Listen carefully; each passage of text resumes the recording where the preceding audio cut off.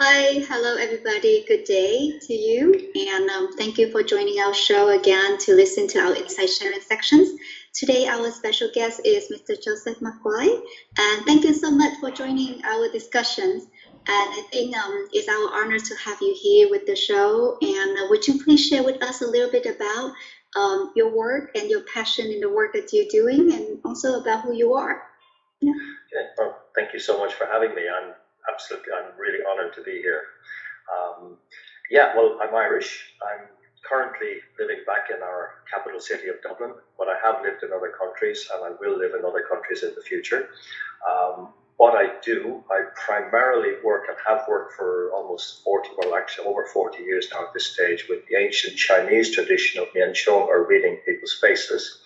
I also work with body language, general non-verbal communication. And I guess I've been reading people since I was a small child, but I couldn't have told you as a child how I knew what I knew about people. Not so much about their deepest, intimate secrets, but I knew a lot about people's personality and behavior style I just knew it. I couldn't have told you how. But why I do what I do really now, because I guess I've developed an understanding of why I'm here, my purpose on the planet, and the I've learned to open the heart. Really, I suppose that's the big thing. And really, why I do what I do is to help people build exceptional relationships, starting with themselves. Because one thing I have learned is that everybody, no exception, has some degree of insecurity about who they are, what they're about, where they've come from, etc. And everybody has some degree of self-doubt, or as we would often say in the West here, imposter syndrome. So what my work is about is helping people to recognize their greatest gift. I describe it as the way I describe it is that everybody has a diamond inside them, but quite often the diamond is buried. So I'm looking to help people unearth that diamond and let it shine in the world, so that it attracts people who are also unearthing their own diamond. And whether that's in their personal lives or their professional lives, helping people really connect at a high level that's very authentic, it's very honest, and it's about bringing out the best in each other, not simply taking advantage of, which unfortunately is still all too prevalent in certainly in business circles. So that's a little bit about me and where I'm coming from. Thank you so much for sharing that. Just allow us to bring you all the way back to when you were a kid, because you said that you had the passion of observing people, expressions in your very young age, right? But you didn't know what it was and what did you and how did you read that. But we want to know, back then, any sign from you in that telling the people around you or telling you from the inside that you got the interest on understanding and observing people behaviors and facial expressions? Well, it wasn't so much facial expressions. It was just being around people, men particularly. Now, I must say, women remain a great mystery. Women will always be a mystery to men, I think, anyway. where men are very simple creatures, even though we don't really like to admit it. But I didn't have anybody. I guess I just assumed everybody was doing this. Everybody was picking up this information. And so it wasn't something I talked about. It certainly wasn't something anybody around me talked about, adults or my friends. But I can remember, I remember my father bringing me to football matches as a child, and I could see the patterns of play before they developed. I could see which players were really committed and which players were pretending to be committed, and who were the guys who were really cooperating together, and who were the individualists who were there for themselves. I just saw that even when I was 4 or 5 years old. I just intuitively knew that stuff. But I guess partly because there wasn't anybody else talking about anything like this. I didn't have any frame of reference for it at all, and also I wasn't very confident.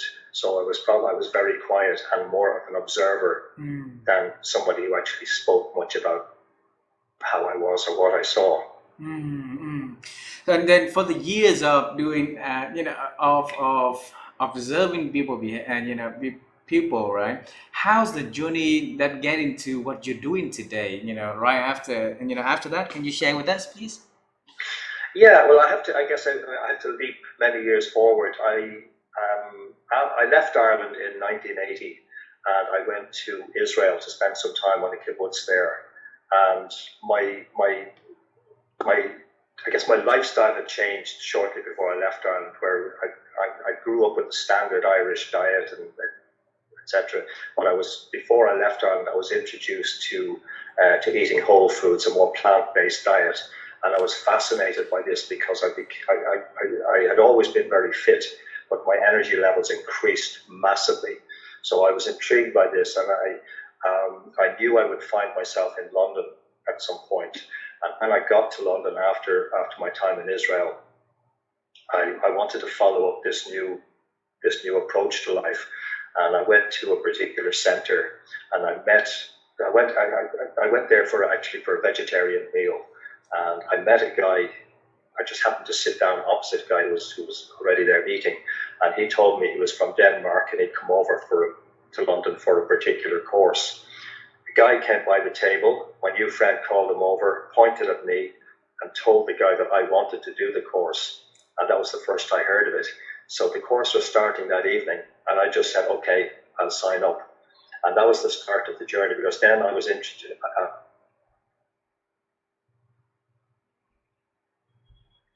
whole foods and plant-based diet, etc.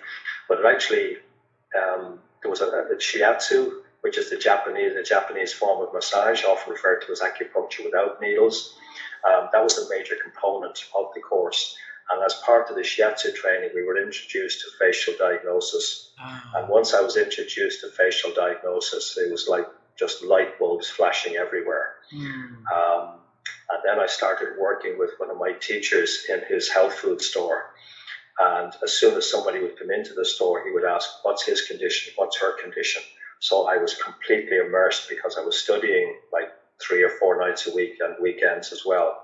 So I was completely immersed in this, and it was like somebody had opened up this massive, great library of information or knowledge, and I was completely enthralled, because people were just fascinating anyway, and seeing so many people, because where we were in London was also a very multicultural area. So I was seeing people from so many different backgrounds, and having to, shall we say, adjust my not so much my biases, but adjust my any preconceived ideas about who people were or how they should be. So it was a constant flow of both new information, new people, and realigning my own inner awareness and my understanding. So it was an absolutely priceless education in learning to read people, but also because I was working in a shop, I had to let go of a lot of the lack of self-confidence. I had to communicate with customers. So it was a massive education in communication. And the broader Chinese understanding was always that the mind and the body are one inseparable unit anyway. So they had used it in business and in politics over 3,000 years. And that was altogether actually more fascinating for me than the diagnostic side, even though I then worked for 30 years as a therapist and used it as a diagnostic tool. But I was more and more immersed in the whole behavior side and how people interact and how to engage with people. What's the name of the program? I will probably get the pronunciation completely wrong, but it's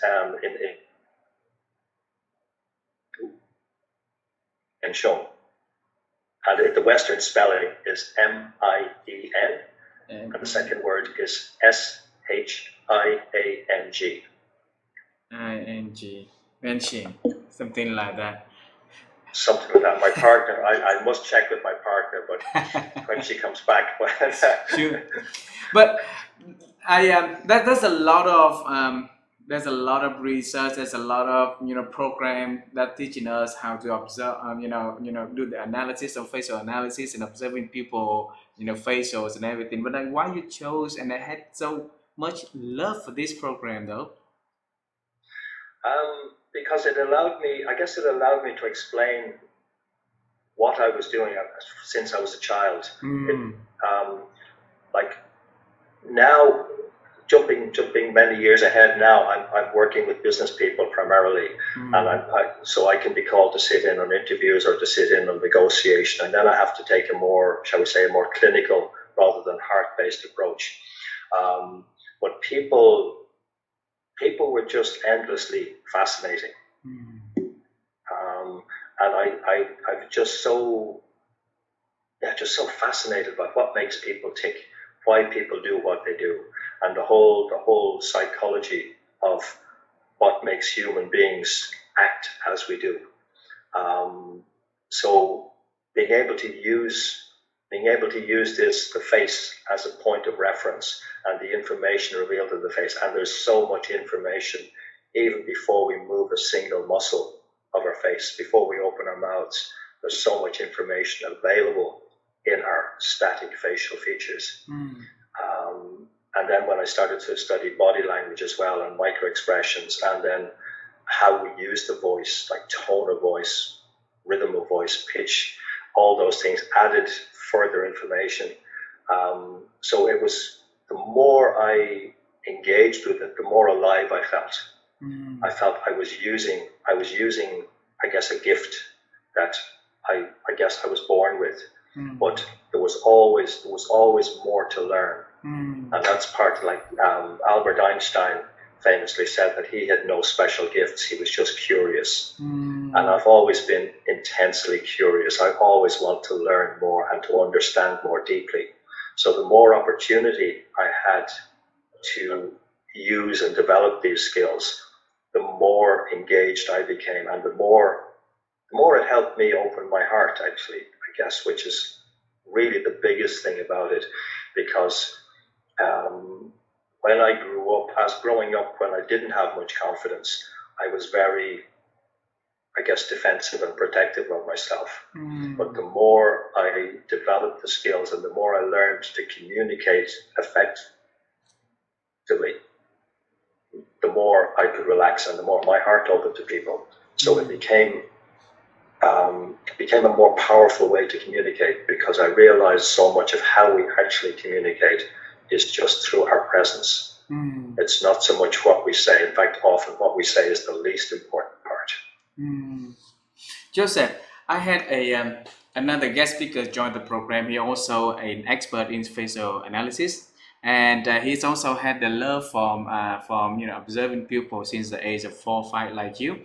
And he said that sometimes it's a gift, sometimes it's also a curse. Having this kind of expertise, because you can see people from the super good, the normal, to the bad, and the ugly to the super ugly too. So how do you and because you be able to spot out the what's right and what's not right from what people say, compared to what the facials actually showing, right? And how can you make sure that you maintain the right level of energies, and enthusiasm toward the information that you receive from the people, and still, like you saying earlier, make fruitful and healthy relationships though? Thankfully I can usually pick up very quickly whether somebody is better avoided. And we have all met people like that in our lives, where sometimes we don't trust our own first instinct. And I guess I've learned that the whole body is actually an antenna. That our whole body is both receiving and transmitting information constantly. But for many of us, we've learned to use primarily the brain up here rather than the brain in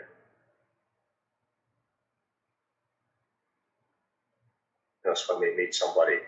So sometimes we can be lured into a business situation or even a social situation which doesn't work out very well. But we will often have an instinct first that tells us, oh, this person is not good to be around, but we've learned, unfortunately, through a lot of conditioning, not to trust that, where I have learned to trust. So if I meet somebody where I get that sense, whether it's from their visuals or whether it's from just how they present themselves, that no, I shouldn't trust this person. I will, if I have to engage with them, I will keep it strictly on a business level. I will not engage emotionally. And then as soon as it's appropriate to leave the contact, I will leave, and I will minimize it. I've learned to do that. I've made mistakes, of course, in my life, as everybody has, and there have been times I've paid a price. But sometimes we need to have that kind of bad experience to learn from. I'm just having a curious question. Out of the many people that you've been meeting over the years, right? And what categories normally you met with? The people that you don't have to ignore, or the people that you feel like, okay, safe is better to ignore? Which portion is higher? Oh, definitely the more positive. The more positive or the neutral. Thankfully, I have clients. I've had, I guess, with many clients over the years. I can work from a photograph. I can tell a lot of information from a photograph. So I will often have clients who send me a photograph of some of their clients or people they're going to be meeting in a business context, and sometimes even in a personal, like an intimate relationship.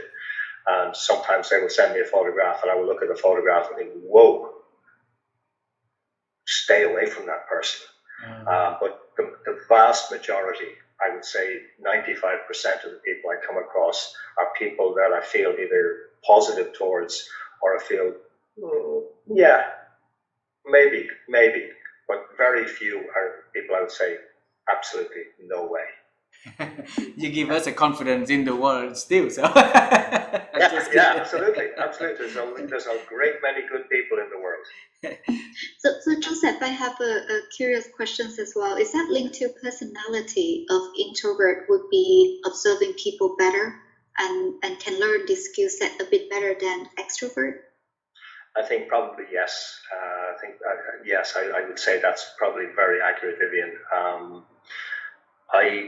I wouldn't describe myself as a complete introvert. I mean, obviously, I probably wouldn't be doing this interview if I were. But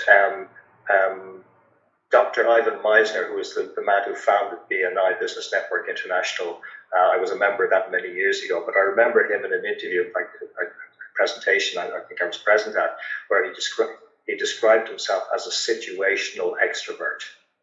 So I don't know that any of us is a complete introvert or a complete extrovert. We have to have a balance because we have to be able to engage with the world. But I'm very comfortable observing, and I'm very comfortable listening. And in fact, even before I became a therapist or learned anything about any kind of in-depth understanding of communication, I found people would often just talk to me and reveal very personal details of their lives because they felt somehow comfortable with me. They knew they could trust me to just keep it as something confidential. So I guess there is that strong introvert aspect to who I am, and I think probably many people who do this kind of work have that aspect to them as well. Thanks. Joseph, you mentioned the word observing a lot, and then the life that you have, the what you do, and relays a lot about observing, things around you, the people around you, right? But to me, it seems to me that there's a lot of people that I know, and maybe I just a few that I know that, but let's assume that a lot of them that I know don't have a really good skill in observations, and so. Is that a transferable skill, do you think? Yes, I do teach. I don't have a full-scale training course, but I do teach courses, both some of my own and some within companies.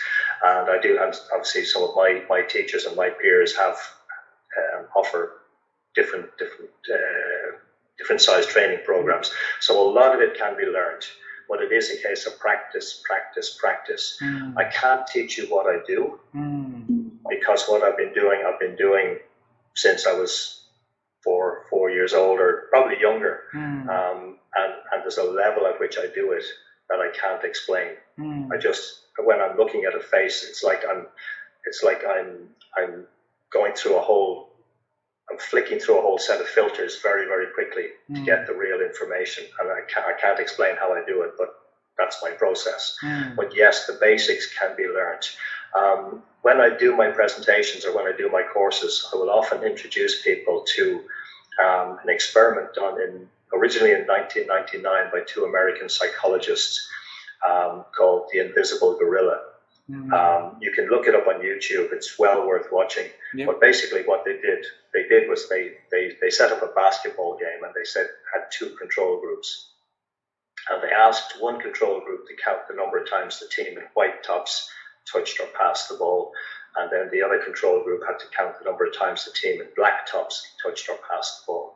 And in the middle of the game, a guy dressed in a gorilla suit walked onto the middle of the court, beat his chest several times, and walked off again. And at the end of the game, 46% of the total control group had no awareness that anybody in the gorilla suit had been anywhere near the court. And the study has been replicated several times. But the two psychologists, Chabri and Simons, they coined the term inattentional blindness, because we often simply don't pay any attention to what's going on around us. And so many people nowadays, their focus is on this, and they become almost unable to communicate. I've certainly seen it so many times in my own life that so many people no longer even have the verbal skills to communicate effectively. So our attention has been drawn elsewhere rather than to the people in the world around us, and the vast amount of information that is constantly being revealed. As I say, even when we do and say absolutely nothing, just sit still, we're revealing so much information. So yes, a lot of the skills can be learned, but when we're starting from the beginning, it just takes.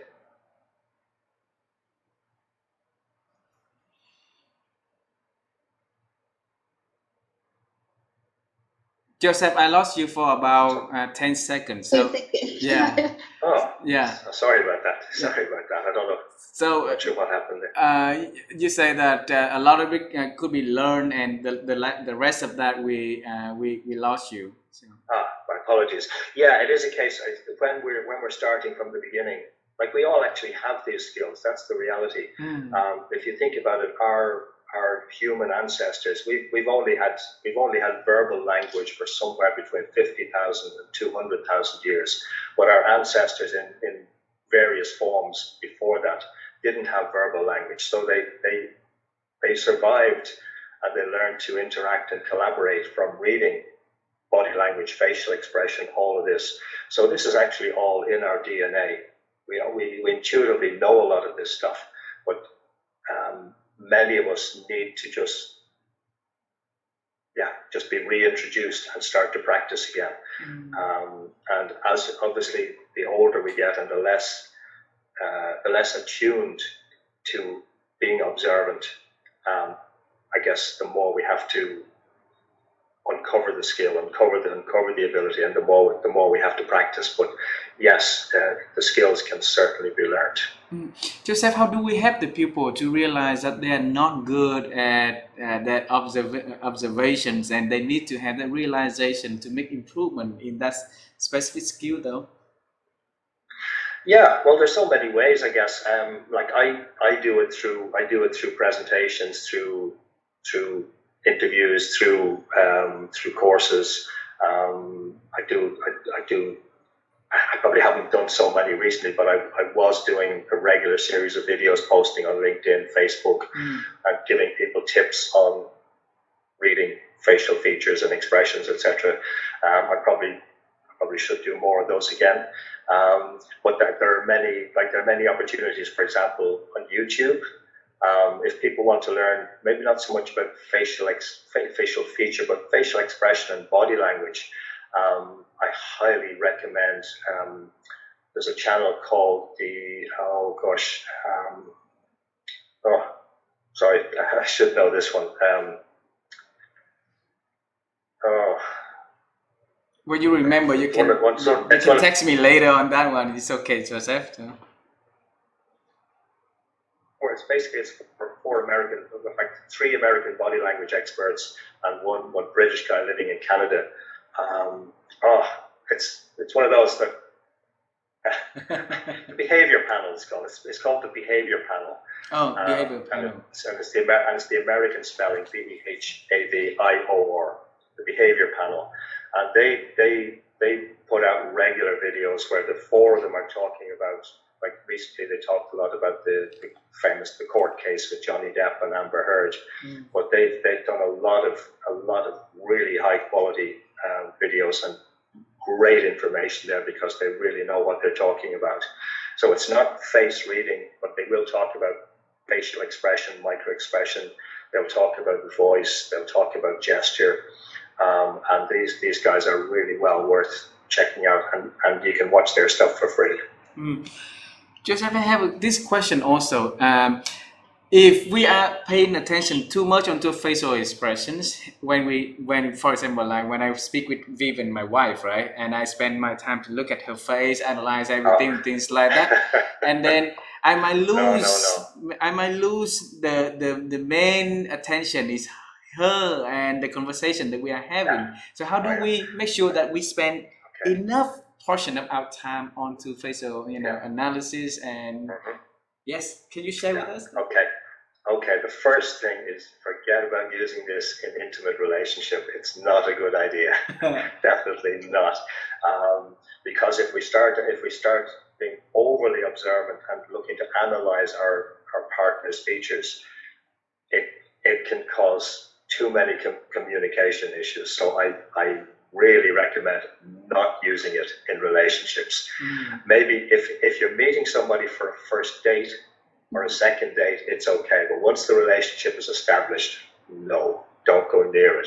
Just be human together. And really, when I meet somebody, initially they may be a little uncomfortable when they know what I do. So my responsibility is to relax them and assure them that I'm there to meet them as a human being. And really, that's the purpose of what I do when I teach people.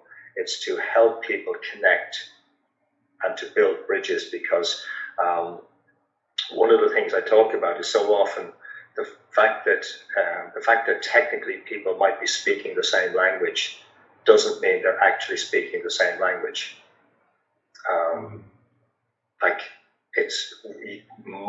In most cases we will all individually interpret words in our own individual way.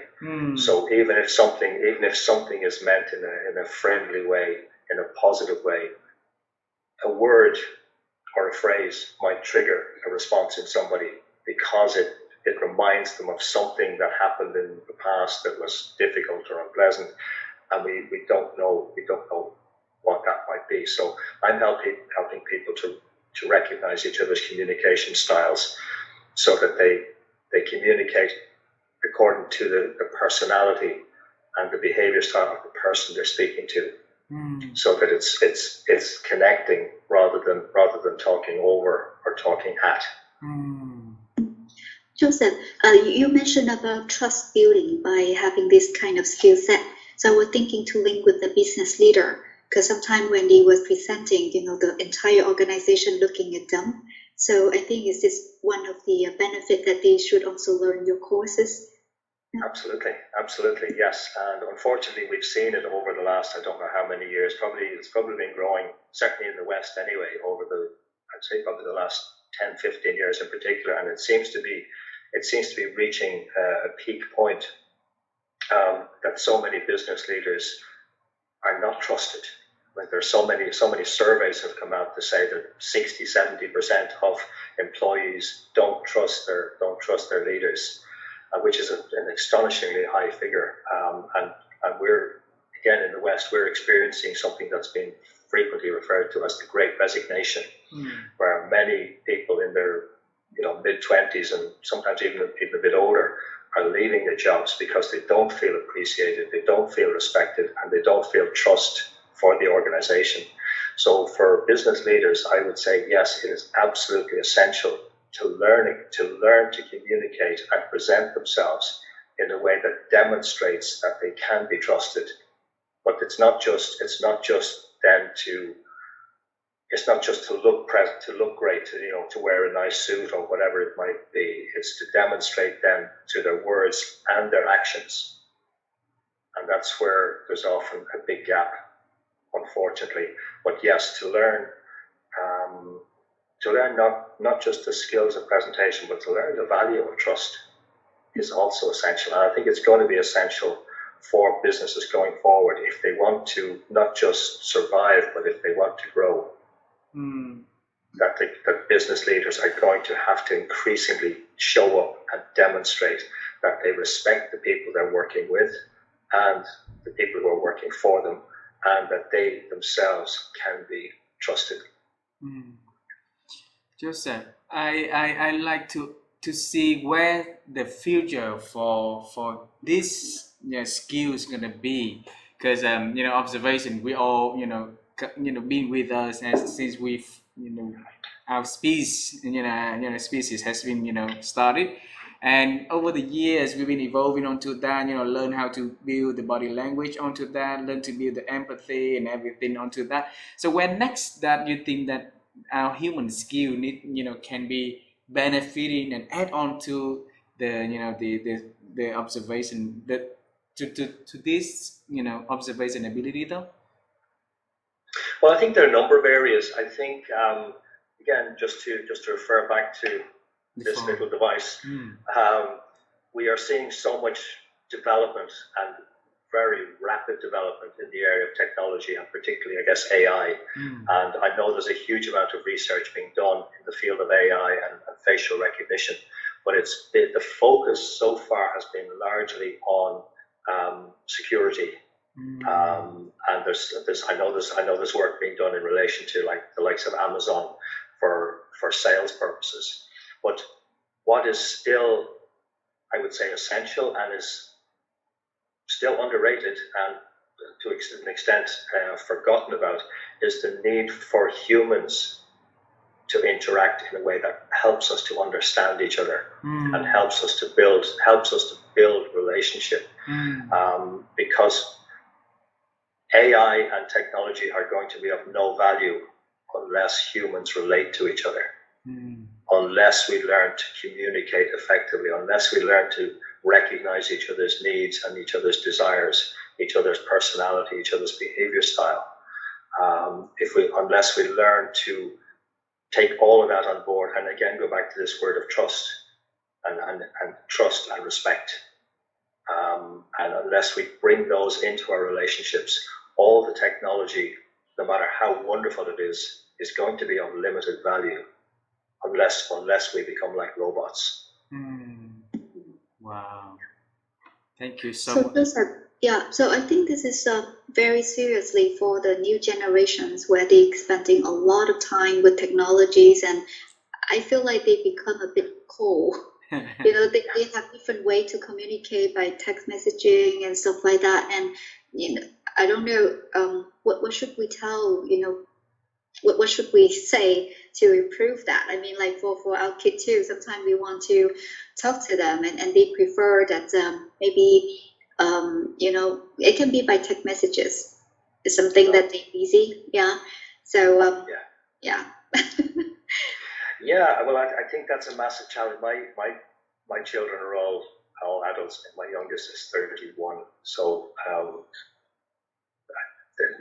they still have communication skills. They still know how to speak to each other.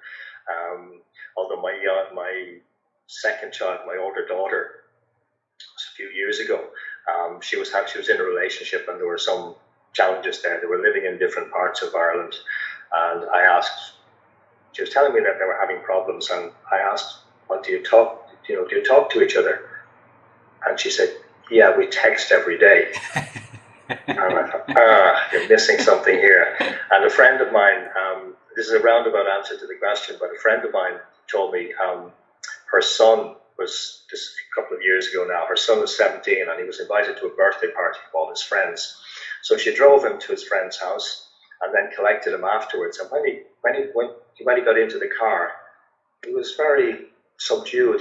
He clearly wasn't happy.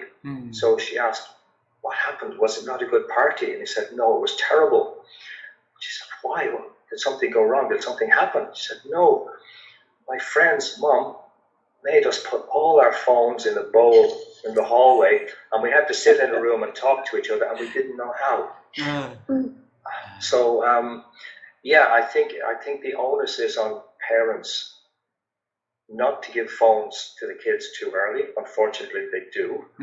Like Steve Jobs, for example, his kids didn't get phones and tablets at an early age. Bill Gates, it's apparently the same.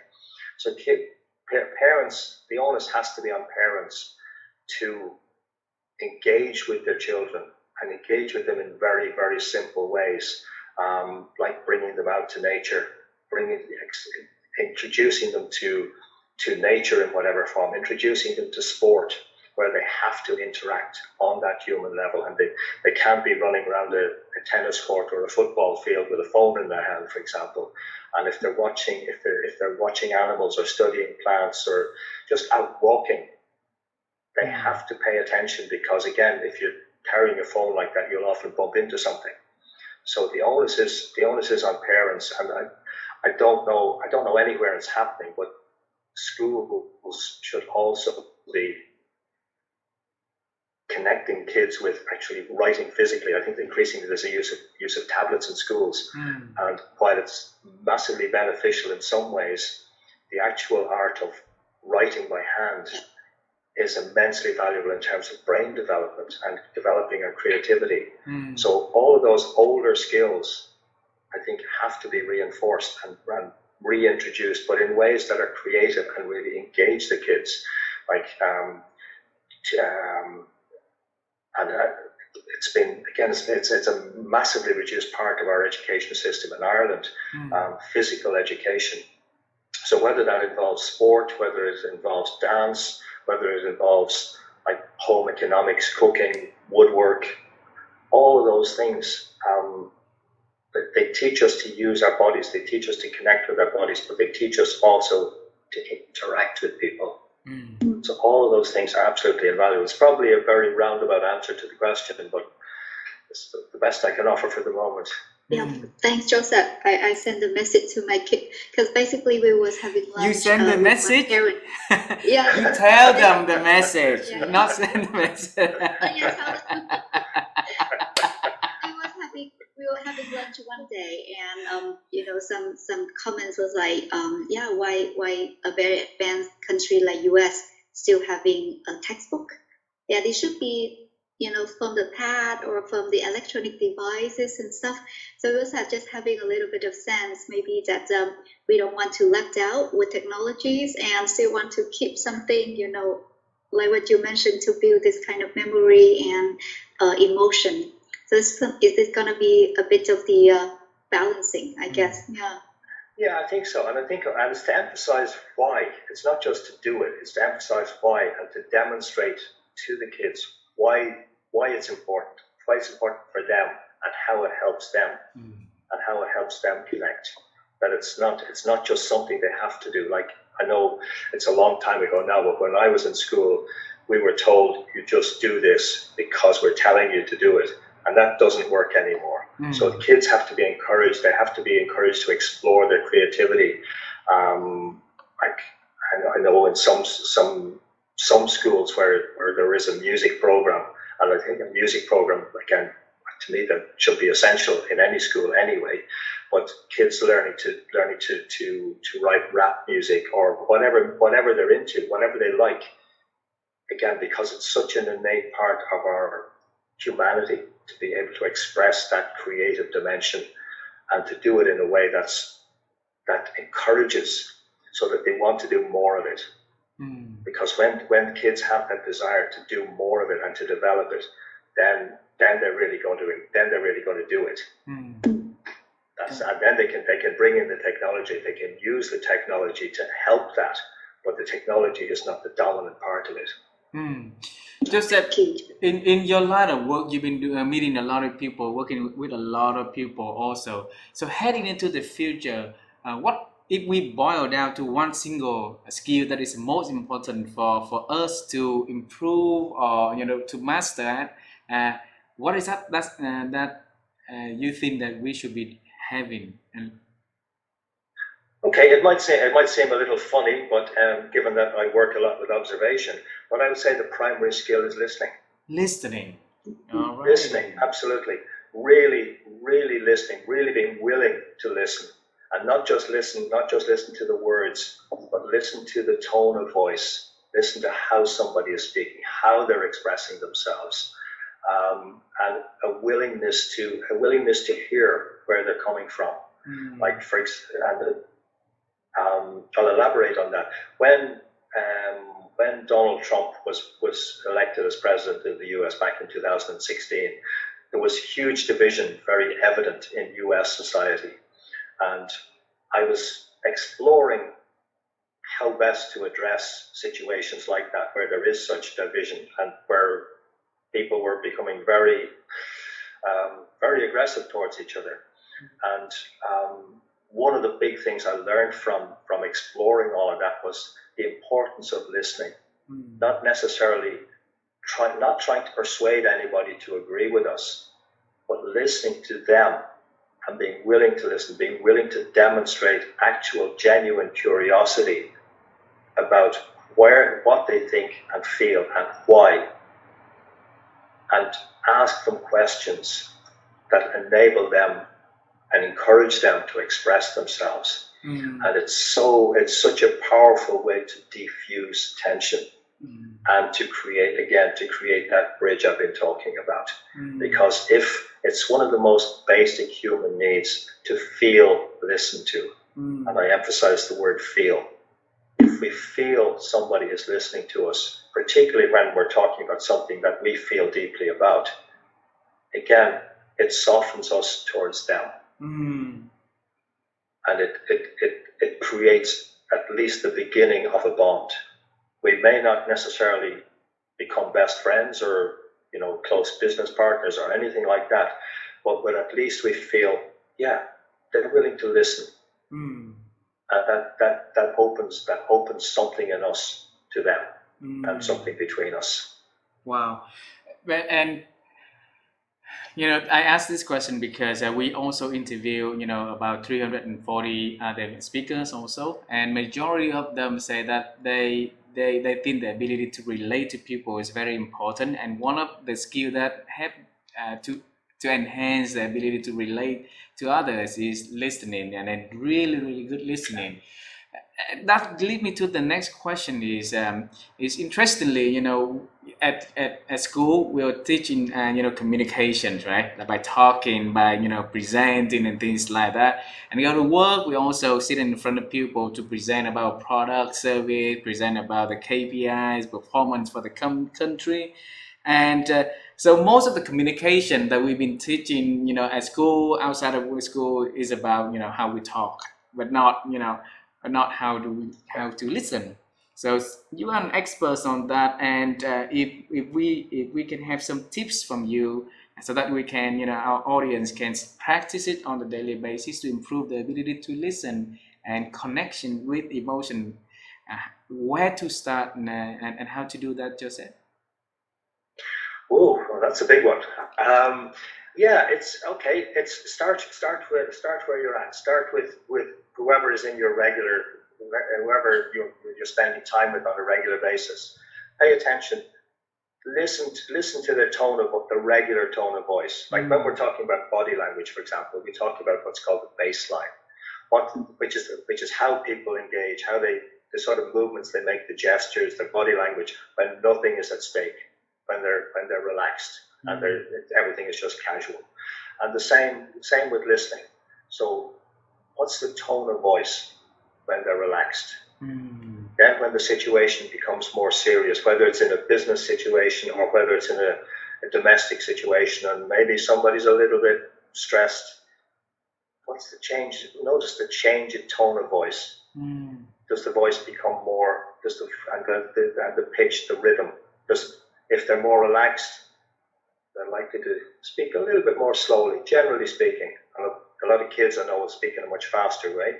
But if the rhythm of speech is normally a little bit slower, are they suddenly speaking faster? Does the voice go higher or lower? Things like that. If it goes higher, they're likely to be more stressed. If it's lower, they're more relaxed. Little things like that are so revealing. And it's not just in what people say. It's also then we cannot really separate listening from observation. Obviously, assuming we can actually see that we're not visually impaired, but we're also observing. So it's a curious balance that we're both observing and listening. We're engaging several senses at the same time.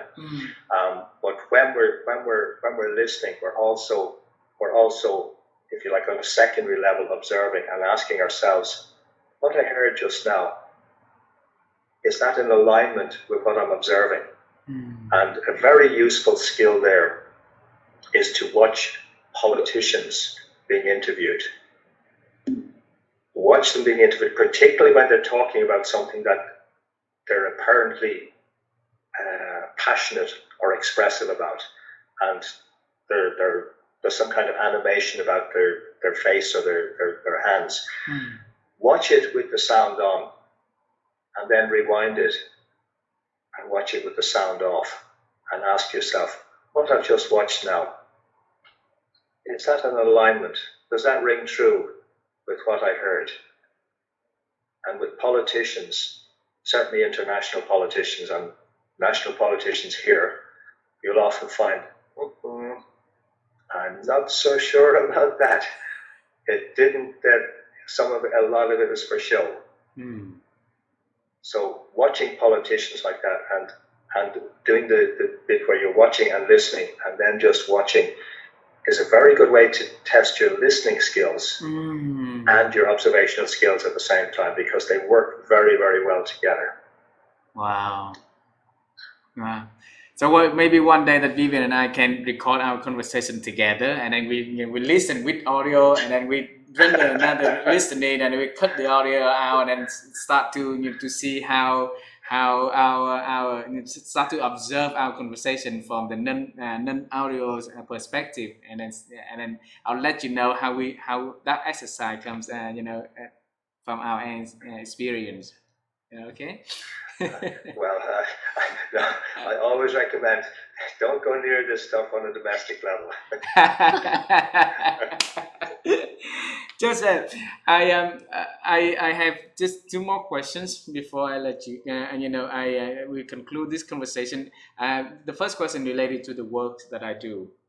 So we do a lot of leadership workshops that help leaders with organization to do some agenda that the management would want to do, and one of the common agenda that we see is to build a collaboration between the leadership team, and they are amazing people. They all people very talented with good heart, but maybe somewhat the works in the past collide and all the structure that's set forth make them the carrot stick model, make them step one another, and make them make the listening become more onto a responding mode.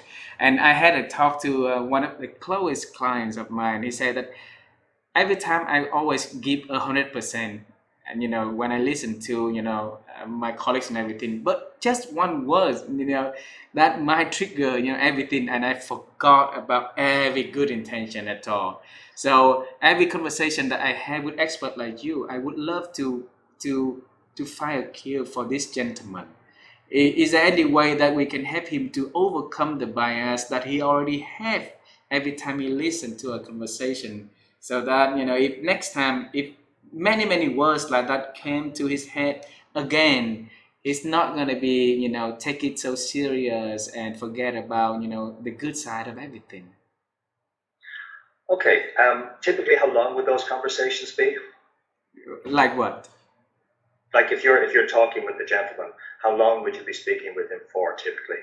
Normally, because we hang out after work a lot, so he's a dear friend of mine. So then he asked me for my opinion and things like that. So time to time we catch up about 2 weeks. Okay. Yeah. Okay. Right. Okay. What I would suggest is if you can talk with them in a private space. Yes. That's the first thing. So there's no interruption. You could ask him, okay, tell me a little bit more about this word, what it triggers in you, and how far back can you remember? When did it start? It sounds like there's some big emotional something in his background. So I would explore that and see what he's willing to reveal. And if he's a dear friend, hopefully he would be willing to be quite open. So see what he's willing to reveal and just allow him to reveal it. When he tells you something, you can do something that's used in negotiation circumstances. Say, when he tells you something, just use the last 2 or 3 words of the sentence. Say, yeah, that's whatever he said there. Yeah, so that happened. Yeah, when you were 4 years old. That happened when you were 4 years old, as if you're asking him a question. Your tone of voice is as if you're asking him a question, but you're not actually. And he would usually then reveal more. And it's almost like you're becoming a therapist in the situation, which you may or may not like, but it's really helping him to get to the root of it. And then if you have the skill, and I suspect you have a lot more skill than I'm consciously aware of, but to help him to realize that the word is just a word. That what you're doing is you're looking to remove the power of the word as a trigger. And it's something within him, something within how not what he experienced, but how he experienced something has caused the word to be a trigger for him. But if you can ask in that way where you're asking without seeming to interrogate him, then you will often find he will reveal what it really is.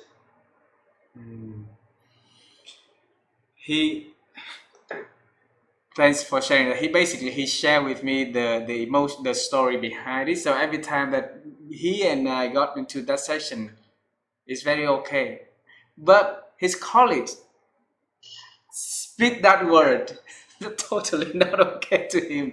So that's a different story. And his CEO actually was trying to help him a lot and asked me to spend time to help him also. But for months it's not working out, and that we don't want his bias to be continuing there, and that impact on his work and performance, and also the team's morale also. So I don't know. Unfortunately, I don't know enough about Vietnamese culture. I know in the West, I would be very comfortable just asking a very direct question. I don't know. As I say, I don't know, unfortunately, enough about Vietnamese culture. I don't know how comfortable you would be, or people in general are, in asking very open and deep questions like that, or whether you kind of move around things kind of gently. Yeah. So it depends. So I could answer the question more effectively if I knew more about your culture. But I hope that's of some help. But try that one. Sure.